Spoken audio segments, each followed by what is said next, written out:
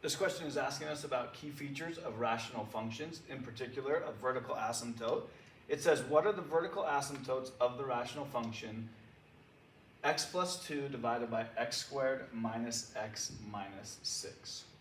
A few things to consider when examining key features of rational functions is it's usually a good idea to completely factor the numerator and completely factor the denominator to begin. So if we look at the numerator, x plus 2, that's just a linear function. There's no common factor, and so nothing can change for the numerator. In the bottom, this is a trinomial, and so we have different strategies for factoring trinomials, and you could have seen this in a variety of ways. But essentially what we're trying to do is figure out two values that when you multiply them, it gets the product of the first and the third term. So 1 is the coefficient here, and -6. So 1 times -6 is -6. And then those two values would add to get the middle term, which in this case is -1. So again, you could have seen this in a variety of ways. Sometimes I like to organize it like this and just write what we just said. What are the two numbers that multiply to get -6 and add to get a -1? And so you're breaking down factors of -6. And in this case, -3 and a +2, they will multiply to get -6, and they will add to get -1. When the leading coefficient of the trinomial is 1, we can immediately use these two values to factor.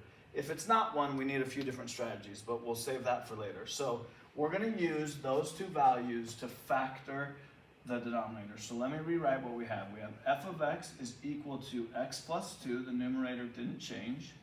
And now the denominator factors like this. X minus 3 times x plus 2. Okay, so we've completely factored the numerator. We've completely factored the denominator. And if we look at what we have here, we can see that the same quantity, x plus 2, appears in the numerator and in the denominator. So that means they could cancel out. You're dividing by x plus 2, so that divides it out of the top.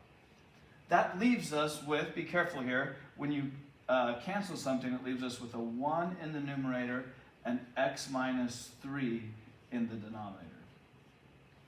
All right, so then the other piece of information we need is where does a vertical asymptote come from? And for rational functions, a vertical asymptote comes from a value that makes the denominator equal to 0, which doesn't cancel out. This piece that canceled out is something different. I'll save that for later. But when we've canceled everything that we can, what's the x value that makes our denominator 0? And the reason why this creates a vertical asymptote is because if we have 0 in the denominator of a function, you cannot divide by 0. So that creates a domain issue. So the only value of x that would make our denominator that remains 0 would be 3. If we plug in 3 right there, 3 minus 3 is 0. And so this creates a vertical asymptote at the x value of 3. So 3 is a vertical asymptote. And so the x value that does that is just the x value of 3, which we can find in choice D.